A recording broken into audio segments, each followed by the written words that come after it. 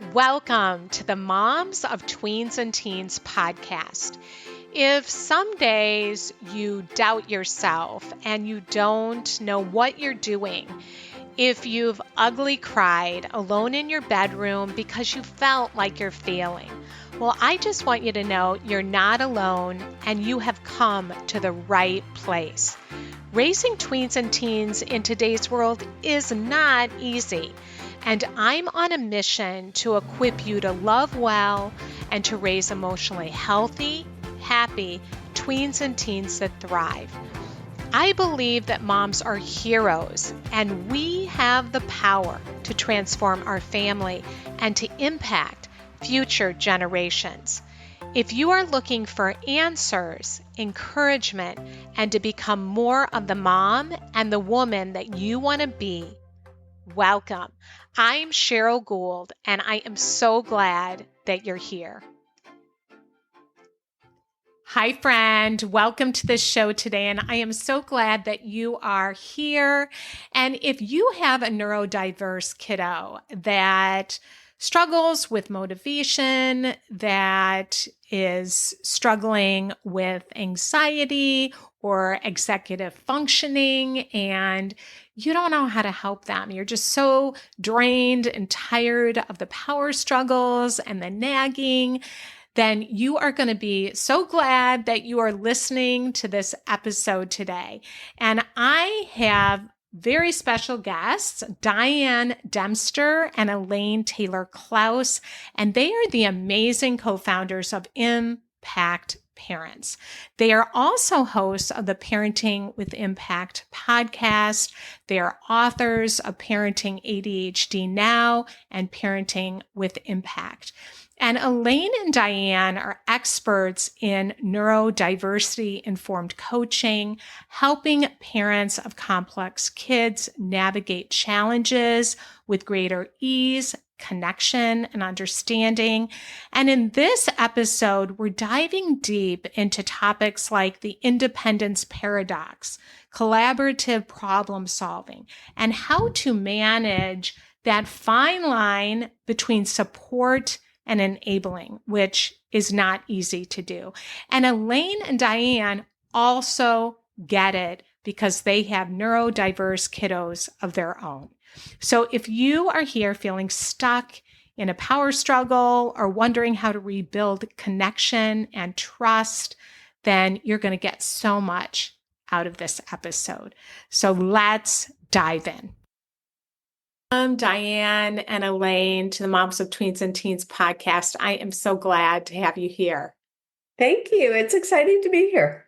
We are going to have a great conversation, and we're going to be talking all about ADHD, how to help our kids, and how we can support them best. And you are both experts in this field. You have written 3 books. You have founded Impact Parents, and I just want to start by finding out, like, how did you find each other? How did you get involved in this? So why don't you each just take a turn and include me in a little bit of your story? Yeah, no, the backstory is always a fun one to tell. So, like, my the planets aligned is the short version. Yeah, the planets did align, exactly. Yeah, but so I'm like one of those type A, get it done women in corporate, and was blessed with some complex kids, is the terminology we use, kids with anxiety, ADHD. And I knew my kids were struggling, and I knew that their brains didn't work the same way as mine, but I didn't know how to help them. And I was getting really frustrated and probably yelling more than I wanted to. I'm a recovering yelling mom, and my kids are now young adults. But long story short, left corporate about the time that my kiddo was officially diagnosed with ADHD, and in learning coaching tools, began to start engaging with my kids in very different ways. And I met Elaine about the same time, and we started comparing stories. I was a neurotypical parent, parenting complex kids, and she has a different story. But the stories had some alignment to it. So, Elaine, I don't know if you want to jump in there. Yeah. So what I would add is that I I have a very different background. I didn't come out of corporate. I was a entrepreneur and a yoga teacher and a stay-at-home mom and all kind of different things. I'd been an activist in my first career.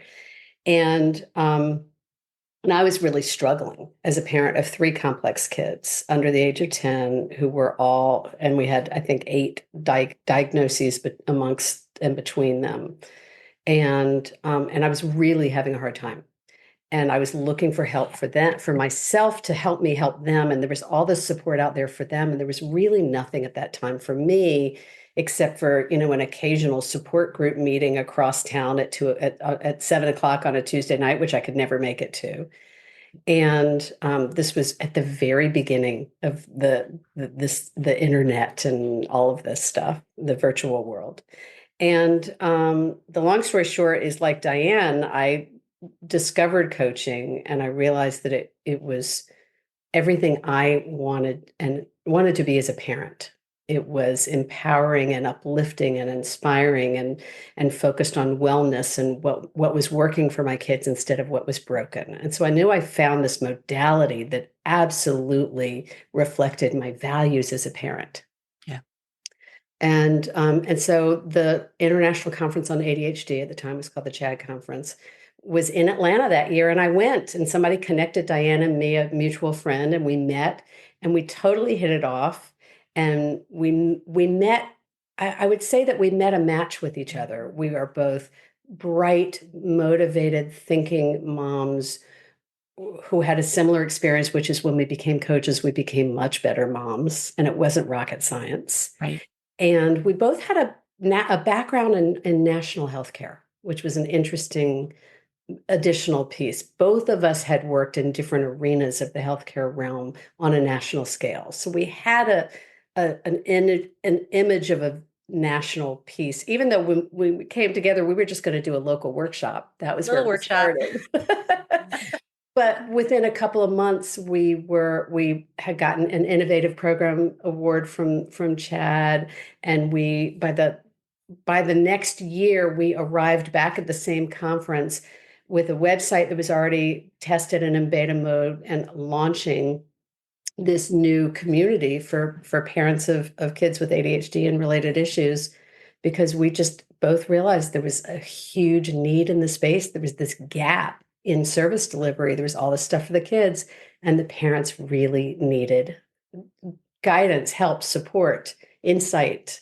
They needed to be invited to focus on themselves so they really could help their kids. How beautiful how you met, and that you both had that in common. It looked different, but you were both in the wellness. Yeah. So just from that foundation of taking care of ourselves. And I also love what you said about how focusing on your kid not being broken, but what is working, and then how do you help yourself? So how cool. And you both were so passionate about it because you saw nothing was there. And I have 2 ADHD kids, and through them found out I was ADHD. And I'm like, oh, now it all makes sense. Yes. Me too. Yeah, me too. exactly. Me too. Exactly. It's like I look back, my whole life made sense. And the day I was diagnosed, on the way home, I picked up the phone, I called my mom and I said, Mom, guess what we've got? I know my kids are like, you've got it, Mom. But, it was very difficult, I think, at that time when my first one was diagnosed, because they didn't even really know what it was. So it sounds like it was kind of a similar time. And somebody at the bus stop started telling me their kid was diagnosed, and they started explaining it. And I was like, oh, this sounds like what's happening in my home. Well, so I had a child, my elder brother had been diagnosed in the 60s when it was called minimal brain dysfunction, the precursor to ADHD. And so I was not diagnosed, but I had been raised in a family with some awareness of it. And so by the time my husband and I were married, he hadn't been officially diagnosed, but I was pretty clear that whatever my brother had, my husband had. Your husband had. And so I think I had an awareness, but I would say I spent years and years of what I would call inconclusive diagnosis. No single diagnosis ever really explained what I was dealing with. Diane, what are you trying to say? Well, what I was going to say is that, we all three of us have young adult kids, but when this was 15 years ago when we started this work, and the world was very different when it came to understanding neurodiversity, understanding the brain, diagnosis, those sorts of things were very, very different. We were just at the beginning of, ADHD isn't just a hyperactive little boy who has a hard time sitting still in class. It's bigger than that. It's broader than that. Oh, wait, we've lived through, adults can be diagnosed with ADHD. I mean, when we first started this, ADHD ended at age 17, technically. Right. And so it's evolved over time. But what hasn't evolved is that parents are having a hard time supporting their kids, whether it's because of their own challenges as a neurodivergent adult, or whether it's because you're an adult who doesn't have the same challenges as your child. And so you're like, why can't they just whatever it is? There's a lot of broken relationships. There's a lot of dysregulation. There's a lot of not knowing how to fix it and frustration and all kinds of things that is universal. And that's what I love about what we do is like, how do we help parents feel better and more informed and better engaged in their parenting with their complex kid? Yeah. Right. Or in their complex times, which seems to be where we find ourselves. Yeah. Yeah. And Diane, it sounds like you do not have ADHD. So did you find that it was hard to understand your kids because it really was. It's this sort of, I knew that things were different, but I didn't understand why. And even like going and doing all the learning, and this was, the very beginning of the internet. Now there's a lot of great information out on the internet, but it's this sort of, what is ADHD and what does it mean? And I think there's still a lot of misinformation out there, unfortunately. And on two sides, one is there's just a lot of, is this real? Is this societal? Is this what's causing it? All that sort of noise. And then there's a lot of misinformation. And I stalk the Facebook groups of parents all the time, parents who think, if my kid has ADHD, all I have to do is get them on the right medication and everything will be fine, right? It'll be fixed. It'll be fine and perfect and everything else. And it's heartbreaking. It doesn't exactly work that way. It literally doesn't work that way. And so the phrase I love is like, pills don't teach skills. And we're talking about kids with challenges of executive function that need accommodation. They need help. They need support. And most of you guys are listening, have teens and tweens for kids. A lot of them are at the point where it's like, I don't want anybody to have to help me. I want to be able to do all this on my own. And so this dynamic gets created where the kiddo needs more help than they want, or maybe even than mom wants, but they don't want to get it, but they don't. I mean, it's like there's this great big gap between what they need and what they want and what we want that really creates tension, conflict, and pressure in relationships. We call it the independence paradox. Yeah. Right. The paradox is they want to be independent, more independent than they're ready for. We want them to be more independent, but they're not quite ready for the independence we want them to have. But they're going to fight for it because, and they don't want to give help. Yeah. I love that you're talking about this because this seems like this is a humongous piece and struggle, especially when you have tweens and teens, because they want that independence. Yep. And yet you see that they're struggling. And in my experience, when they're struggling, then we tend to have anxiety and not know how to help them. And so mom's doesn't know what to do. And then we're trying to control it. I'll speak for myself, that's what I try and support moms to do is if we're trying to control it out of that fear, that's when they put their brakes on and they're like, leave me alone. I'm not doing it. So how do you help parents with that independence? How do you call it? The independence paradox? Independence paradox. I love that. I think that and I love what you're saying because we expand it into what we call the 4 roles of the parent, because I think that it's really about how you're showing up and engaging in relationship. And when our kids are little, the four roles, just as a point of background, are director, collaborator, supporter, and champion. And when our kids are really little, we are the director, we're in charge, we're leading the pack, we're deciding what's happening when, and we're setting the pace. And at some age, our kids are like, well, I don't want mom to tell me what to do anymore. And so we kind of fly back and go, okay, great, then you've got it.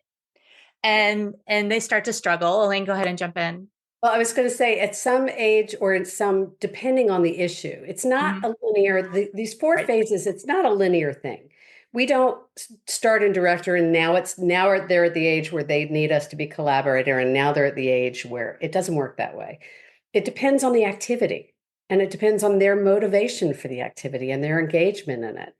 And so what Diane's pointing to is how important it is for us as parents to respond to the level of readiness that they're ready for, or the level of independence that they're ready for. And in some areas, a kid may need us to continue to scaffold and support them and help them in terms of getting their schoolwork done, but they may be ready to get their sports or music or whatever stuff done more independently on their own. So our ability to support them, it depends on their readiness. And if we meet them appropriately where they are, we're less likely to get that back off mom pushback because we're collaborating with them and engaging with them.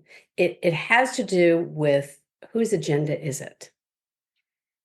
And when we start out when they're young and when we're director, it's our agenda, right? It's our agenda that they get up, that they go to school, that they go to bed on time, whatever. And when they're ready for us to start moving into collaboration mode, which is kind of the second phase, now we're starting to share the agenda. We want them to be the ones saying, yeah, I've got homework to do. We want them to be the ones saying, yeah, I do need to get enough sleep. I do like to get my sleep, right?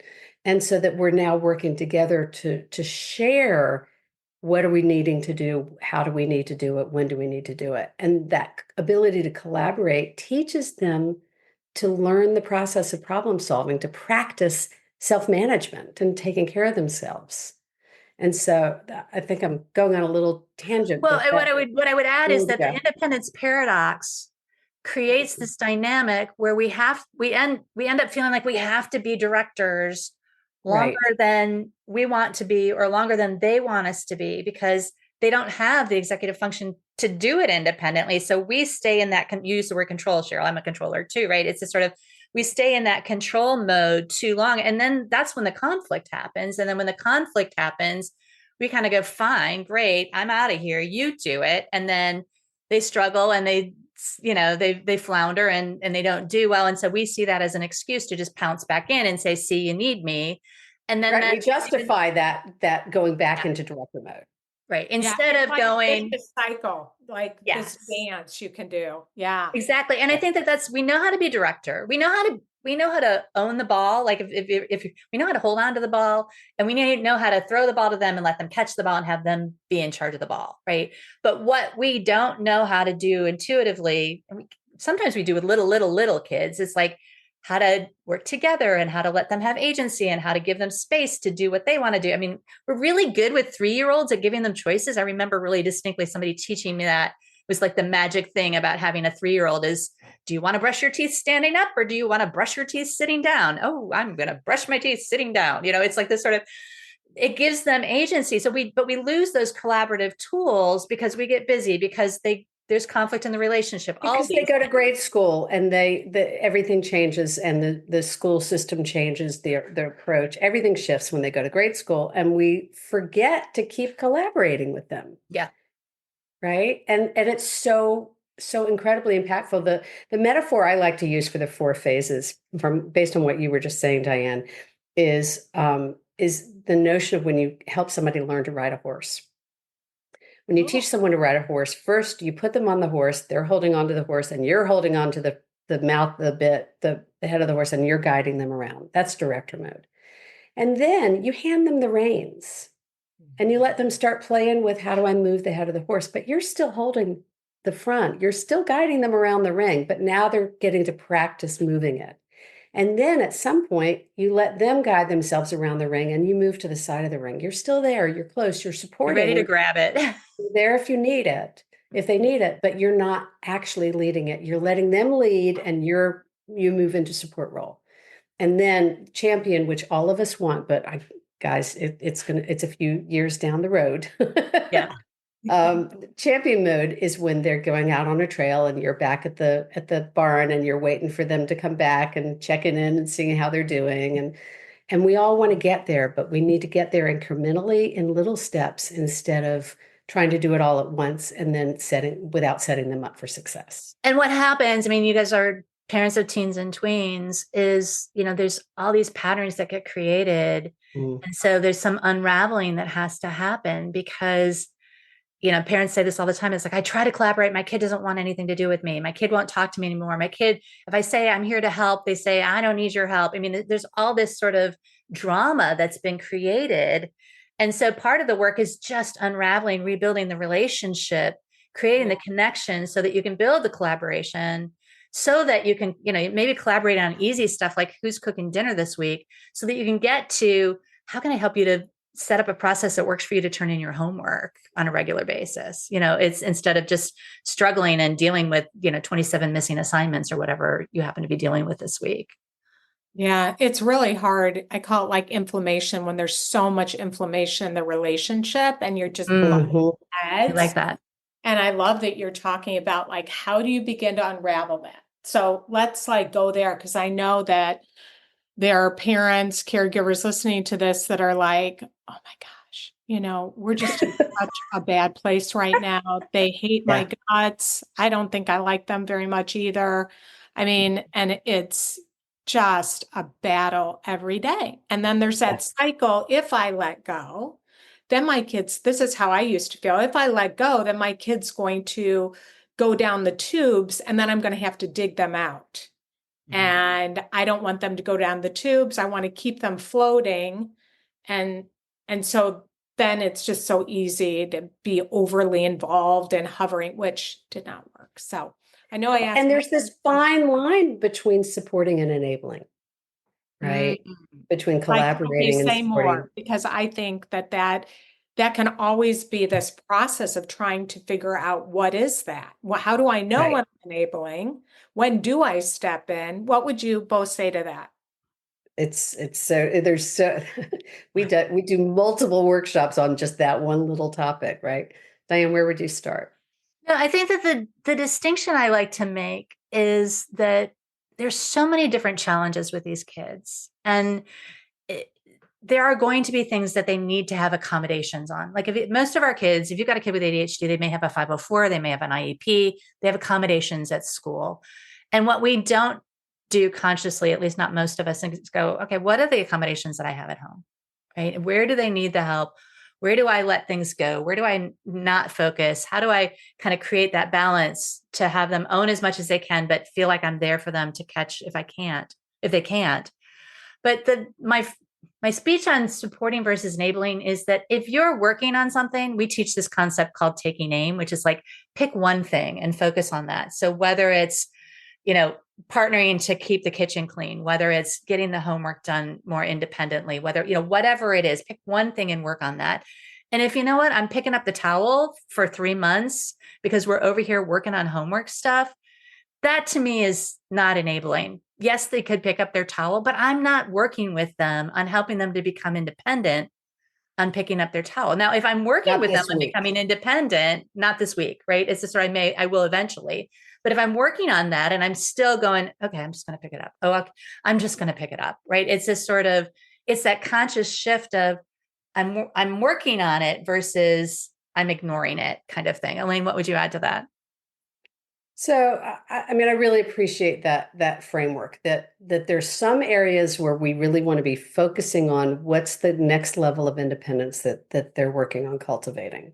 And while they're working on, and we're conscious and we're in agreement about what are they working on next, we can continue to scaffold those other areas. That's not enabling. So if you've got a kid who it's really hard to get them engaged in school and they're teenagers and you really don't want them to get a job yet because you really want them, it's all they can do to be managing the executive function to do school, then you might support financially differently if you have the means to do that. I know not everybody does, but it's an example that comes up fairly frequently. Like, my son wants to get a job, but I think he needs to work on schoolwork. Now, if it may be that that kid will do better on their schoolwork if they also have a job. So it's not an either or thing. But the idea here is that we're working on them consciously with some things. And we teach an independence pyramid where there's kind of what the pieces and the steps are that get towards independence, towards their independent action. And it starts with relationship. And it starts with being connected and building trust with them so that your communication is good enough for you to have that agreement of, I'll do this for you this week while you're working on that. And everybody can kind of collaboratively work together on that. So for those who are really, you started off by saying, what do we do when we're in this serious power dynamic and it's fraught? And we have a lot of people who come to us and it's like, my kid won't talk to me. Mm-hmm. That's not the time to start talking about schoolwork. And it's not the time to start talking about chores. That's the time to reconnect to the relationship and build some trust. Because part of what happens is that we fall out of trust with them and they fall out of trust with us. And they fall out of trust with themselves. And they fall out of trust with themselves. And they are not going to be available to learn if they don't feel safe. Yeah.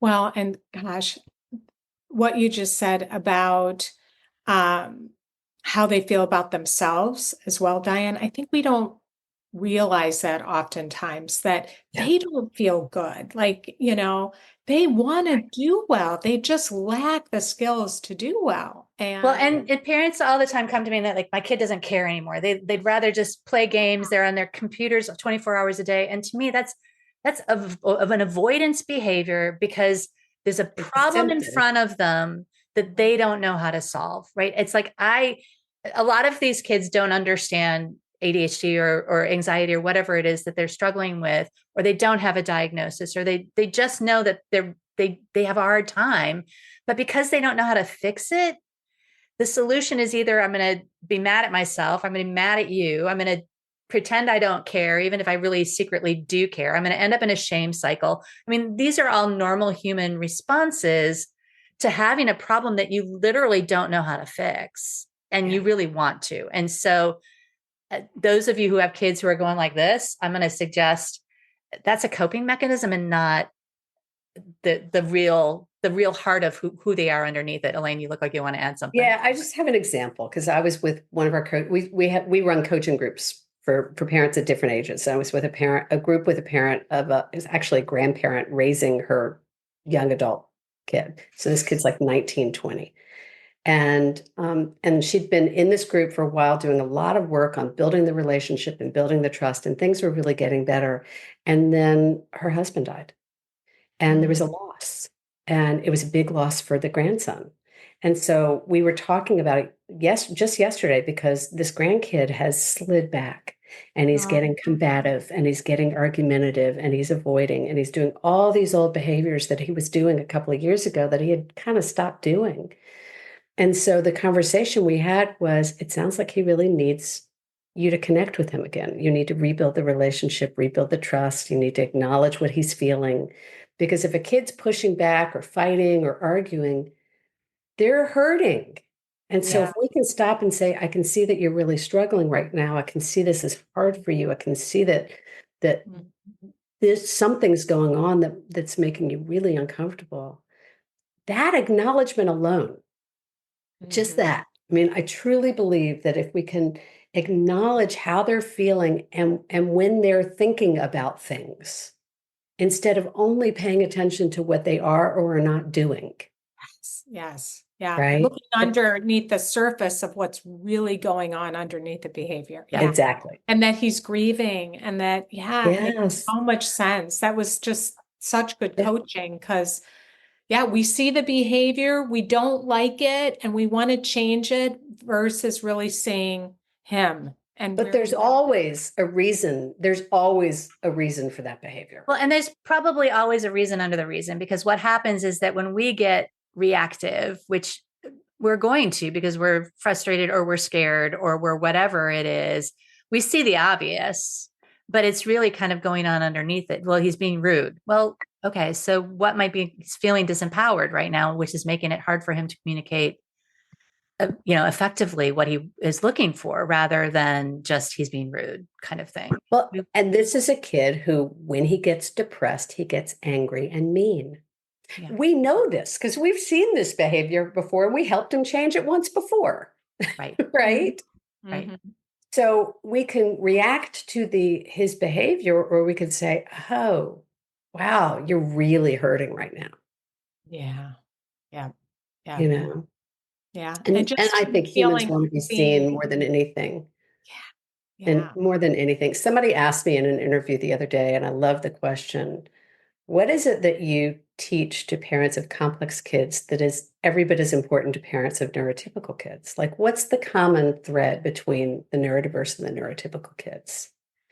And my response was acknowledgement. Every single kid out there needs us to slow down and pay attention to who they're being and to acknowledge them for who they are. Mm-hmm. Yeah. I love that question because often we think about how they're different and versus what. And the question was, how does the coach approach apply to both? Because this is not just for neurodiverse kids. It's for parents of all kids, because it's about good, healthy parenting. It's what you're doing on this podcast. Mm-hmm. Right? Yeah, really a good example. So I just want you to talk a little bit about collaborative problem solving. And so what would give an example of something that we often are tempted to say that is not very helpful versus what do you say if you're being collaborative? You think? So what we are tempted to say is, why didn't you fill in the blank? Right? Okay. Why didn't you get out of bed when the alarm went off? And what we might say differently would be, how do you want me to handle it when I know you set the alarm and it's going off and you're not getting out of bed? What do you want me to do? Love it. Right? So now I'm collaboratively acknowledging it was their intention, their goal, their agenda, their technique, their structure. How do you want, and actually this is more support, like, how do you want me to support you? So the collaboration is the conversation so that we can move back into support role. How do you want me to support you in this agenda you have that I want to support you? That's how I would answer it. Diane, what would you say? The example I love to give, and I've lived it and breathed it, I probably still am living it and breathing it actually today with my young adult, but is helping your kid like transition, like a kid who's busy on social media and is trying to get to homework, or a kid who's gaming and needs to go to bed. And so we help them set a time. You need to be in bed at 10 o'clock, or we need to be at dinner at 6 o'clock. And then we kind of stand there like waving our finger and going, you have to be at dinner. It's time for dinner kind of thing. And a collaborative approach moves us into really understanding what does it take to switch from playing a video game to sitting at the dinner table. And I remember my kid was about, 15 or 16, and sat down with him, who's playing Destiny or some game at the time that he was loving. And I was like, okay, stopping playing right now. And I sat and I watched him go through the process of stopping. And it took him 22 minutes from the time he decided to stop till the time he was able to put down the controller. And because these games are not designed for you to just stop. Right. It's like, you can't just say, I'm done. I mean, it's kind of like if you're watching your favorite movie and the best part comes and somebody's like, okay, you have to turn it off right this moment, right? It's just sort of what these kids need is help to figure out, what does it take to stop something? So the collaboration was, now I understand, okay, so if it takes you 22 minutes to stop, do you need a reminder earlier? Do you need somebody to help stand here and help you figure out what the next steps are? Do you need to ask your friends to say, hey, Jacob, you said, oops, sorry. Hey, kiddo, you said you're going to, you're going to get off your computer at 10 o'clock. It's now 9:30. Do we need to start wrapping it? Right. It's just sort of, you can help them figure out strategies that work for them to be successful at achieving the goal, instead of just waving the goal in their face and saying, you didn't get off at 10 o'clock. Right. Yeah. Because And if it we're comes holding with- them accountable to the outcome, Right. instead of helping them learn the process of problem solving to achieve the outcome, then we're not, it's not a fair test, especially for kids who struggle with executive function. And I would argue that means all teens and tweens. All teens and tweens. None of them are fully cooked, right? Yeah, Those no. brains are not fully cooked till they're mid to late 20s. Even if they're really smart and really, really emotionally intelligent and can argue with you like a lawyer, they're still not fully cooked. They're still not fully cooked. And so our job isn't to say, if you get an A in that class, then you get this reward. Our job is to say, okay, let's go through the process of what it takes to study for a test so that you can do well on a test, so that you can get like, we have to break it down and walk them through the process of problem solving again and again and again. And if we just come in and impose our opinion and say, you should do this, or I think you should set an alarm, or I think, like, if we impose our way of doing it on them without their permission, without their buy-in, without their participation, then we can justify feeling upset with them, but that doesn't feel very good for anybody. Yeah. But if we No. bring them into the process, then we can be a team together, feeling the success with them. And that feels great for everybody. Which takes us back to the tension that often happens when we have the unwanted patterns, that we have to go back to build the relationship so that we can build the collaboration, so that we can work on the hard stuff with our kids. Yep. Well, and I love the collaborative problem solving too, because it's helping them to come up with what's going to work for them. Yeah. Right. And I find we can just assume and say, oh, do this and do that. But there's so many steps missing, and it's not helping them to raise their self-awareness on, like, what do I think is going to work for me here? Which works. You know, there's something I do want to say about it, because I was working with a client this morning who is an adult woman, very successful adult woman with ADHD, and is having a hard time getting some stuff done. And so we were breaking down the tasks. And to your point, what I said was, okay, I'm happy to share with you how I do it, if that's what you'd like, because that's what she'd asked. But I want to be clear that just because it works for me doesn't mean it's going to work for you. And so I will share it for you to get an idea of some ways other people do it. But then we have to tweak it and modify it to make it work for you, because just because it works for me doesn't mean it's going to work for you.